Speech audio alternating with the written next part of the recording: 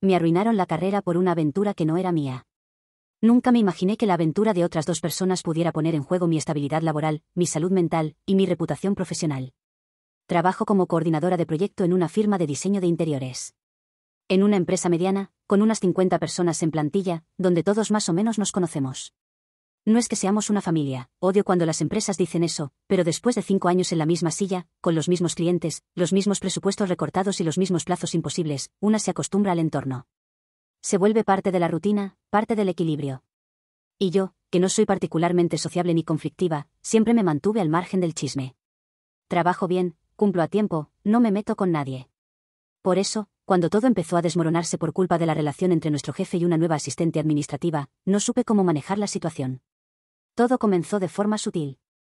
La asistente en cuestión, a quien llamaré Marie, llevaba apenas 3 meses en la empresa.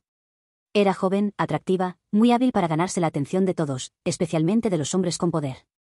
Yo no suelo prestar atención a esas cosas, pero incluso los más distraídos notaban cómo se reía de los chistes malos del jefe, cómo se inclinaba hacia él cuando le hablaba en su escritorio, cómo siempre terminaban saliendo a hacer mandados al mismo tiempo. Nuestro jefe, David, director ejecutivo de la firma, tiene cerca de 50, casado con una dermatóloga, 2 hijos adolescentes, y el tipo de sonrisa que usa la gente que está acostumbrada a salirse con la suya. Al principio, no pasaba de incómodo.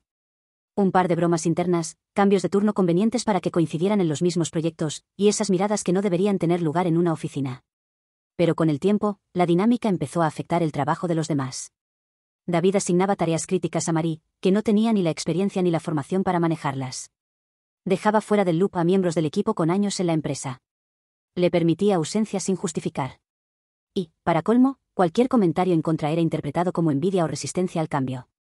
Un día, en una reunión de planificación, propuse una modificación a un cronograma de entregas porque sabía que Marie no estaba siguiendo el calendario como debía. David me interrumpió, sin mirarme siquiera, y dijo: «Ya discutimos eso ayer con Marie. Lo vamos a mantener como está». No había habido ninguna reunión, y yo lo sabía porque mi equipo me lo confirmó. Pero nadie se atrevía a cuestionarlo. A partir de ese momento, mis correos comenzaron a no recibir respuesta, mis propuestas eran rechazadas sin explicaciones. En los informes, aparecían errores que no eran míos. Y todo me empezaba a oler a castigo silencioso. Una forma elegante de presionarme para que me callara. Lo hablé con recursos humanos, me dijeron que tomarían nota, que monitorearían la situación. Pero todos sabemos que, cuando se trata del jefe, recursos humanos es solo una extensión más del poder. Lo que realmente lo cambió todo fue un email que nunca debió llegarme. Marie, en lugar de responder a un mensaje interno de David, accidentalmente me lo reenviaba a mí. Decía: «Dios, me dolió al sentarme hoy. Me vas a matar con lo de anoche. Pero quiero repetirlo. ¿Otra escapada esta semana?». Leí ese mensaje 3 veces. Me aseguré de que fuera auténtico. Y no supe qué hacer. No era mi intención ser parte de esa historia. No era mi guerra. Pero me convertí en daño colateral. Porque después de ese mensaje, las cosas escalaron de forma violenta. David me pidió una reunión de alineación. En esa reunión, me acusó de estar interfiriendo en la dinámica del equipo, de tener una actitud pasivo-agresiva, y de generar incomodidad con mis comentarios. Yo sabía que no era por rendimiento. Tenía las métricas, los entregables, las horas registradas, pero cuando alguien quiere sacarte del camino, no necesita razón. Solo excusas. Empecé a documentarlo todo. Guardé correos, anoté fechas, recopilé respaldos de mis entregas. Lo sentía en el cuerpo, estaban construyendo un caso para sacarme. Me reuní otra vez con recursos humanos, esta vez, llevé documentos. Les mostré el email de Marie. Me dijeron que debía haberlo eliminado, que no era ético conservar comunicaciones privadas. Les dije que era prueba de que la relación afectaba directamente el ambiente laboral y que temía por mi estabilidad. Me respondieron que no podían tomar acción sin una denuncia formal. Sabía lo que eso significaba: si la presentaba, me marcaba. Y si no la presentaba, el silencio me iba a destruir. Todo se fue acumulando. Pero el giro más grotesco ocurrió un mes después. Un día, llegó al trabajo la esposa de David. Nunca la habíamos visto en la oficina. Entró sin pedir permiso, con el tipo de determinación que solo tienen las personas que acaban de confirmar una sospecha. Fue directo al despacho de su esposo. Lo que pasó ahí adentro no lo escuchamos con claridad, pero las voces se alzaron. No eran solo gritos, era un intercambio de recriminaciones que hizo que todo el piso quedara en silencio. 10 minutos después, salió del despacho y se dirigió al área común. Su rostro era una mezcla de rabia y control forzado. «¿Quién es Marie?», preguntó, sin levantar la voz, pero con una firmeza que congeló la sangre de todos. La señalé, no por traición, sino porque su nombre ya estaba expuesto. La esposa la miró de arriba abajo y dijo: «Espero que te hagas cargo de lo que hiciste. Y de lo que contagiaste». Y se fue. Ahí fue cuando todo se derrumbó. Porque en los días siguientes, empezó a circular la versión de que María había contraído una enfermedad de transmisión sexual y que no lo había dicho. Que David se la contagió a su esposa. Que hubo amenazas legales.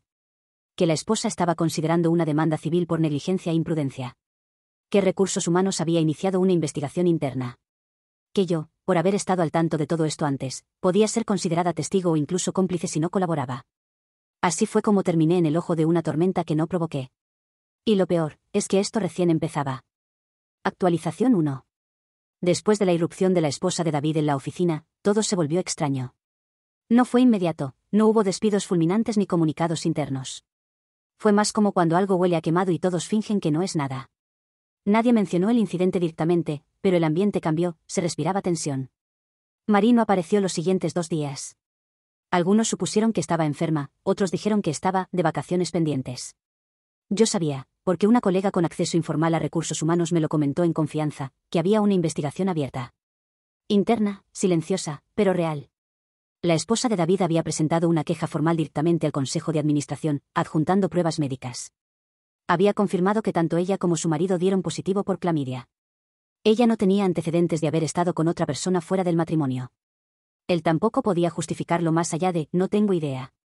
Era suficiente para iniciar un procedimiento. El problema, por supuesto, era que todos sabían que yo había recibido aquel correo por error. Y aunque no lo hubiera filtrado, el hecho de haberlo mencionado en Recursos Humanos me colocaba en el mapa. En una de las reuniones semanales del equipo, noté cómo varios compañeros bajaban la vista al saludarme.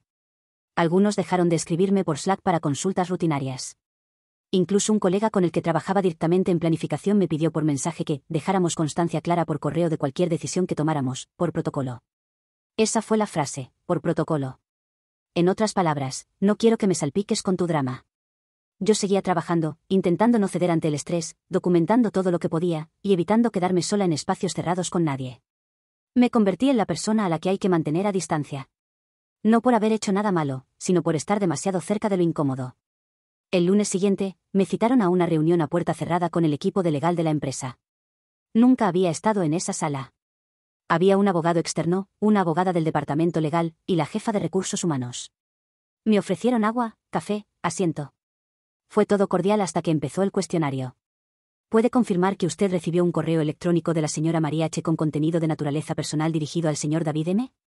Preguntó la abogada. Sí. Fue un error. Me lo reenvió por accidente.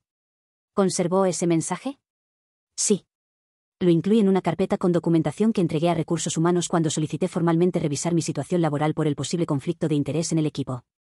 ¿Usted comentó ese correo con otros empleados? No. Solo lo discutí con Recursos Humanos. Y lo mencioné a mi terapeuta. La abogada tomó nota sin mirarme. El abogado externo intervino. ¿Sabe usted si la relación entre el señor M y la señora H se extendía más allá del entorno laboral? Me quedé en silencio. No porque dudara, sino porque sabía que la forma de contestar podía determinar cómo se interpretaba mi respuesta.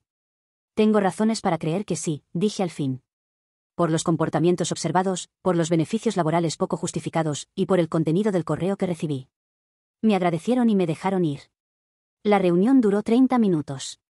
Salí con las manos frías, sintiéndome como si hubiera traicionado a alguien, a pesar de que los únicos traicionados en toda esta historia eran la esposa de David y, en cierta forma, yo.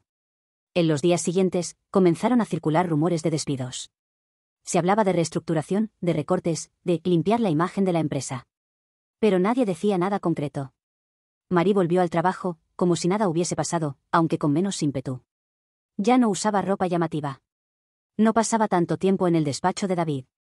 Pero algo se notaba en su cuerpo, en su rostro. Estaba a la defensiva. Como si supiera que era cuestión de tiempo. Y, sin embargo, seguía allí. Una semana después, recibí una evaluación de desempeño negativa por correo. Nunca había tenido una. El documento decía que había presentado conductas que afectan la colaboración interna, dificultades para integrarse en equipos de proyectos clave y resistencia a los cambios en dinámicas organizativas. Me quedé leyendo ese documento como si no fuera mío. Era evidente que estaban armando un expediente para sacarme por la puerta de atrás. Fui de inmediato a Recursos Humanos, solicité una copia de mi historial laboral, y pedí que se anexaran mis entregas, métricas de eficiencia y todos los registros anteriores. Les dije, con voz firme, que si esto escalaba, me vería obligada a buscar representación legal. Esa misma tarde, me llegó un correo del despacho de un abogado laboralista que conocía por una colega de mi anterior empleo.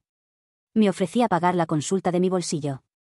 Le envié los documentos, los correos, los registros. Me respondió al día siguiente. Estás siendo hostigada profesionalmente como represalia por haber colaborado, incluso involuntariamente, con una investigación interna que involucra al nivel ejecutivo. Esto puede constituir el terreno para un despido indirecto o una renuncia justificada. Podemos negociar una salida voluntaria con compensación o iniciar una demanda por represalias.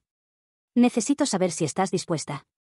Y ahí me vi, en medio de la peor crisis profesional de mi vida, no por errores míos, no por incumplimientos, sino por no haber mirado hacia otro lado. Por no haber borrado un correo. Por decir que algo no estaba bien cuando era evidente que no lo estaba. Ahora me tocaba decidir hasta dónde quería llegar. Actualización 2. Después de hablar con el abogado y recibir ese mensaje tan claro, estás siendo hostigada como represalia, no dormí bien por varios días. Tenía la sensación constante de que todo lo que hacía, todo lo que decía, incluso lo que no decía, podía ser utilizado en mi contra. Revisaba los correos 3 veces antes de enviarlos. Me cuidaba de cada interacción. Me convertí en alguien que no reconocía del todo, la versión hipervigilante de mí misma, como si viviera en medio de una guerra que no había pedido pelear. Lo comenté con una amiga que también trabaja en el ámbito corporativo. Me dijo algo que se me quedó grabado: cuando decides hablar, el silencio de los demás se convierte en un arma que te apunta a ti. Y era cierto. Nadie me miraba directamente. Nadie me saludaba con confianza. Las bromas internas paraban cuando yo entraba en una sala. Había una sospecha flotando en el aire, como si hubiese hecho algo prohibido. Como si decir la verdad sobre una dinámica de poder sexual en el trabajo fuera más peligroso que encubrirla. Me reuní otra vez con el abogado, esta vez en persona.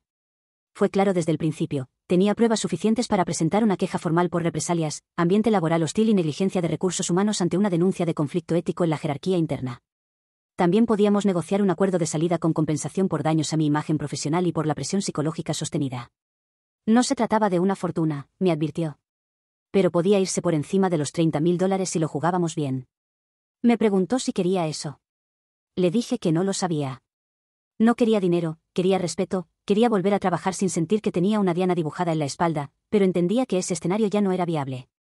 Presentamos una notificación formal al departamento legal de la empresa, no fue una demanda.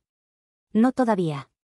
Fue un aviso claro, tenía representación legal, y si la empresa continuaba con acciones que podían interpretarse como represalia directa, estábamos dispuestos a llevar el caso a una instancia mayor. El abogado adjuntó el correo erróneo, la evaluación de desempeño negativa y el informe de recursos humanos.